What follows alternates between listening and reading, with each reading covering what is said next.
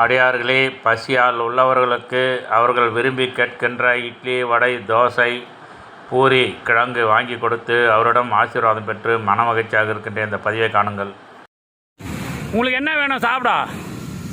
இட்லிப்பா. தோசை வேணுமா? தோசைலாம் வேண்டாம்ப்பா, இட்லி. இட்லி போதுமா? எத்தனை இட்லி வேணும்? 4 போதுமா? வேறு என்ன வேணுமா? சரி, நான் போய் வாங்கிட்டு வந்து தரேன் ஐயா. நன்றி. இதோ வரேன். நீங்கள் கேட்ட இட்லி, வடை, சாம்பார்லாம் வாங்கி வந்துக்கிறேன். சாப்பிடுங்க. நல்லா இருங்க. சந்தோஷம்பா. சொல்லுங்கள், என்ன சொல்லுங்கள்? சந்தோஷமா? ரைட் ஐயா, நல்லது. சந்தோஷம். ஐயா ஆண்ட புண்ணியத்தில் ஏதோ எனக்கு இட்லி எல்லாம் வாங்கி கொடுத்துருக்காங்க. சந்தோஷம் ஐயா. நல்லது. உங்களுக்கு என்ன வேணும் சாப்பிட்ற டிஃபன்? இட்லி வேணுமா, பூரி வேணுமா ஐயா? பூரி வேணுமா? கூட வடையும் சாப்பிட்றீங்களா? வேறு என்ன வேணா சொல்லுங்க ஐயா. என்ன போதுமா? பூரி மட்டும் வேணுமா? இப்போ வாங்கின்னு வரேன் ஐயா. ஐயா, நீங்கள் கேட்ட மாதிரி பூரி வாங்கி வந்து கொடுத்துக்கிறேன். நல்லா சாப்பிடுங்க. எதிர்கடையில் டீக்கு காசு கொடுத்துட்டேன். போய் டீ சாப்பிடுங்க ஐயா. உங்களுக்கு திருப்தியாக இருக்கா? சொல்லுங்கள், உங்களுக்கு எப்படி இருக்கு மனசுக்கு? ரொம்ப திருப்தியாக இருக்கா? வேறு என்ன வேணாலும் சொல்லுங்க ஐயா. ரைட்டு ஐயா. நன்றி. திருச்சிற்றம்பலம்.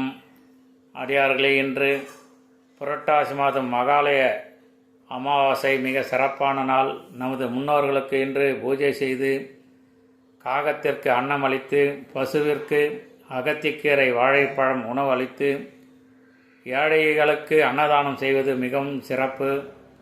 அடியன் புதிய முயற்சியாக நாம் விரும்பிய உணவை கொண்டு ஏழைகளுக்கு கொடுப்பதை விட சிரமம் பாராமல் அவர்களுக்கு என்ன உணவு வேண்டுமோ அதை கேட்டு வாங்கி கொடுக்கலாம் என்று நினைத்து சுமார் 10 அடியார்களுக்கு அவரவர் இடத்திற்கே சென்று அவர்களுக்கு என்ன உணவு வேண்டும் என்று கேட்டு அவர்கள் விரும்பிய உணவை வாங்கி கொடுத்து அவர்கள் அடைந்த மகிழ்ச்சியை பார்த்து மனமகிழ்ந்தேன்.